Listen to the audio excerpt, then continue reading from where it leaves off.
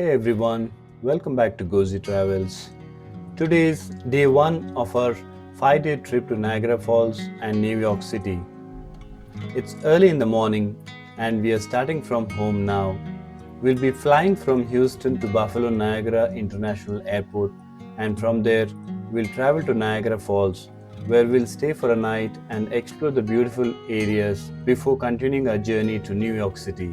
Stay tuned as we take you through Bush Intercontinental Airport, Houston, Douglas Airport, Charlotte, North Carolina, Buffalo Niagara Airport, and finally give you a first hand view of the great Niagara Falls and other interesting spots nearby.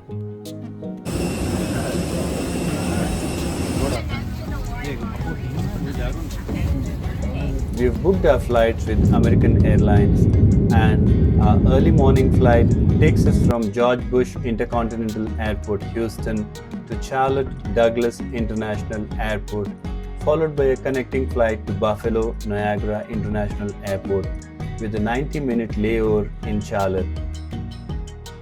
One of our friends and his family are joining us from Dallas, and luckily we share the same connecting flight to Buffalo. As this is our first flying trip within the US, and because we had an early morning flight, we woke up at 2 a.m. and left home by 3 a.m. to reach the airport early and avoid any delays. Our flight from Houston is scheduled today for 6:15 a.m.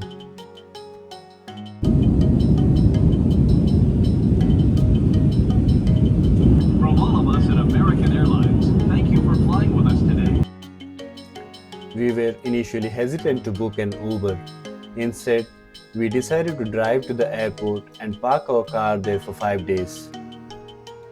The parking cost us around $108 since we booked it just a week before traveling.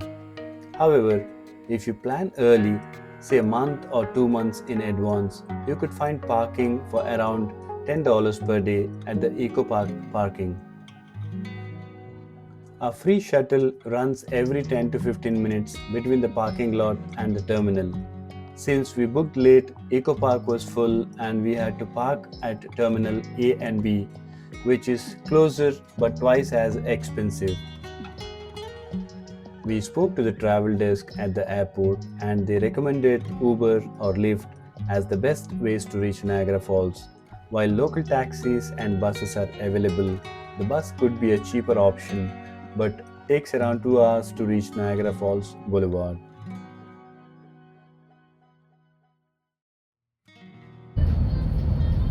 This is Buffalo River. Oh, this is Buffalo River. Buffalo River. Not Niagara Falls River. Hotels close to Niagara Falls State Park tend to be expensive. If you're willing to stay a bit farther away, you can find hotels for around $100 per night. Our plan is to reach the hotel, freshen up, have lunch, and then take an Uber to Niagara Falls Boulevard. The drive from the airport to the falls is about 25 miles and takes around 30 minutes. On the way, our driver kindly shared some local insights. You can commute using Uber or the free trolley service that runs every hour from major pickup points near your hotel. The hotel lobby should be able to assist you with this. After checking in and having lunch, we took an Uber to Niagara Falls State Park and reached around 3 pm. This park, established in 1885, is the oldest state park in the US. The weather is perfect, around 80 Fahrenheit or 26 centigrade, ideal for a summer day. The park is large and draws millions of visitors annually from across the globe. Niagara Falls has always been a top tourist destination in the US. The river and the falls form the border between US and Canada.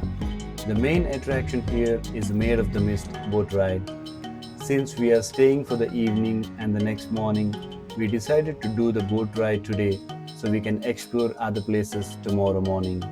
As we moved towards the observation desk, we could hear the roar of the water. The view of the world famous Niagara Falls from the US side is breathtaking.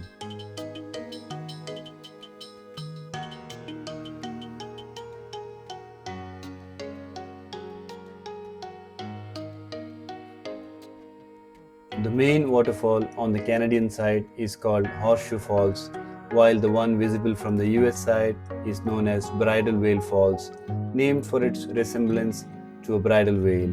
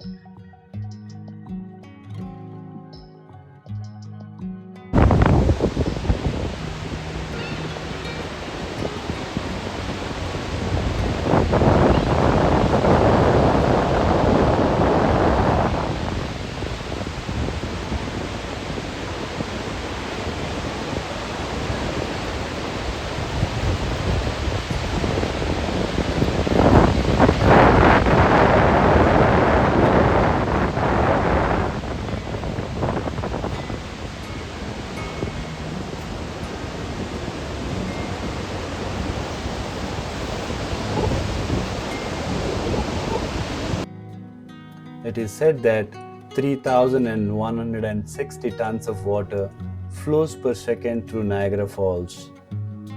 About 682,000 gallons per second of water flows through the Horseshoe Falls and 76,000 gallons per second through Bridal Veil Falls. We took plenty of pictures and videos from the observation deck. It's a sight you must experience at least once in your lifetime. Thankfully, the crowd wasn't too heavy today, so we had ample time to enjoy the view.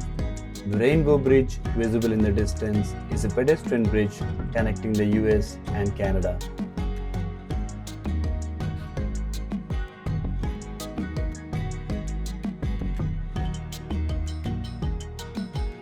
Next, we geared up for the Maid of the Mist boat ride.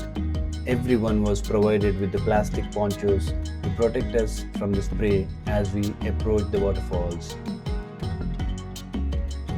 We took the elevator down nearly 100 meters to board the boat. Looking up at the observation deck from the below was a stunning sight. You'll notice more red ponchos as the Canadian side is more popular and offers better views of Horseshoe Falls. The boats from the US side have blue ponchos while those from the Canadian side wear red.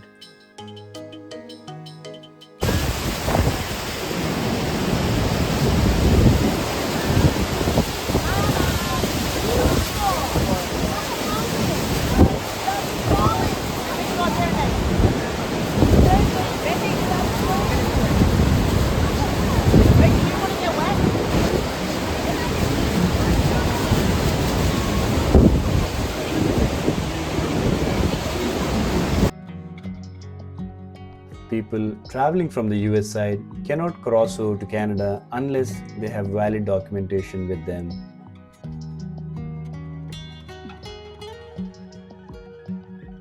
From the base, the view is mesmerizing.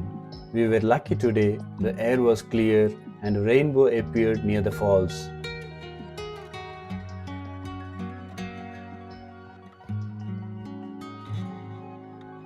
As we neared the falls, it got extremely windy and misty. The experience is thrilling. You can't even keep your eyes open.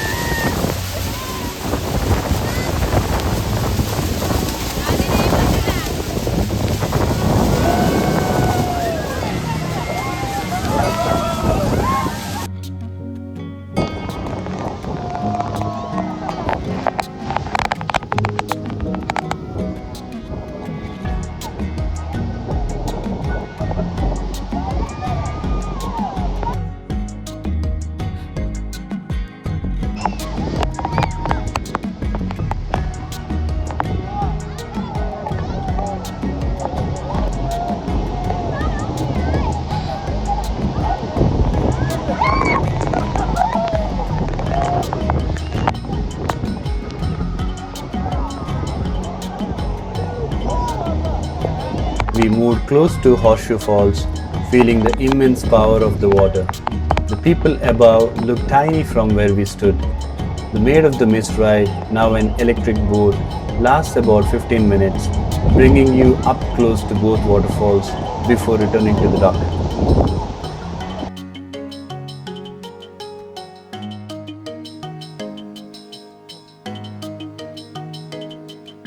After the ride, we visited the Niagara Falls souvenir shop, which has a great selection of memorabilia to take home. We then went to the edge of Bridal Veil Falls, marveled at the sheer volume of water, and spent some quiet time in the park. In winter, the falls transform into a frozen wonderland. Consider visiting in January or February if you have already seen the falls in summer.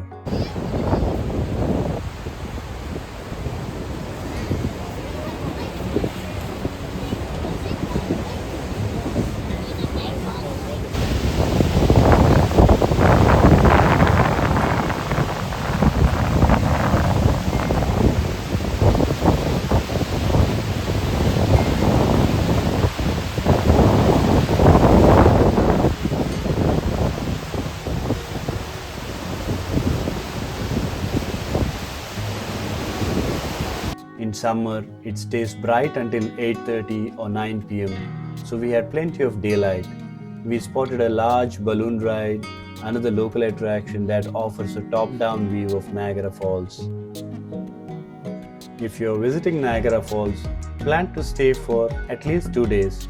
There are many attractions, including Cave of the Winds, which brings you close to Bridal Veil Falls, Niagara Sky Wheel, Balloon Ride, Niagara Aquarium, Whirlpool and Aero Car Rides, Old Fort Niagara, and Whitewater Walk along Class 6 Rapids. The Windham Garden Hotel, located at the edge of the park, is highly convenient. Niagara Falls also has many Indian restaurants, American fast food chains, and food trucks nearby, offering something for everyone.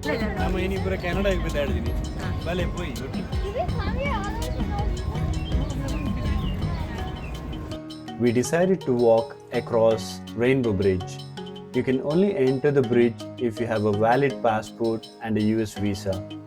We did not pay anything to cross, but you must clear immigration to return back to US. The Rainbow Bridge is about 100 meters long, marking the international border. This spot is the international borderline between USA and Canada. The view from here is breathtaking. From here, you can see both Bridal Veil and Horseshoe Falls clearly. The tall buildings on the other side belong to Canada. At the end of the bridge is the Canadian Immigration Building. Welcome to Canada.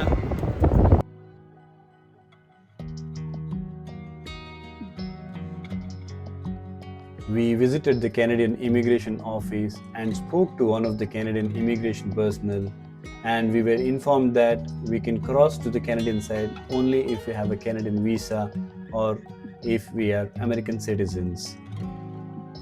You can go up to the immigration building and enjoy the views.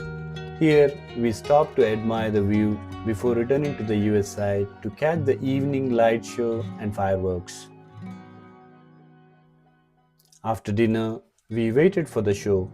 In summer, it starts around 9 pm once it gets dark. Lights from both US and Canadian sides illuminate the falls, followed by a fireworks show around 9:30 pm.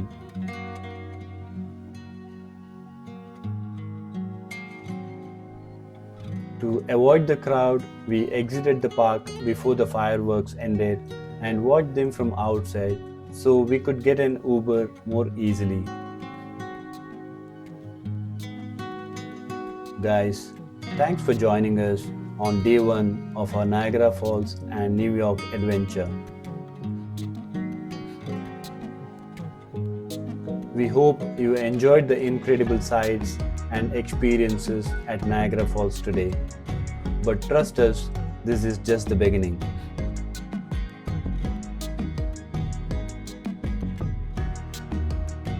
Day 2 is going to be even more exciting as we continue exploring hidden gems around Niagara, try out new adventures, and begin our journey towards New York City. So don't forget to like, comment, and subscribe to our channel to stay updated. Hit the notification bell so you won't miss the next video in the series. Until next time, keep exploring, stay curious, and we'll see you in Day 2.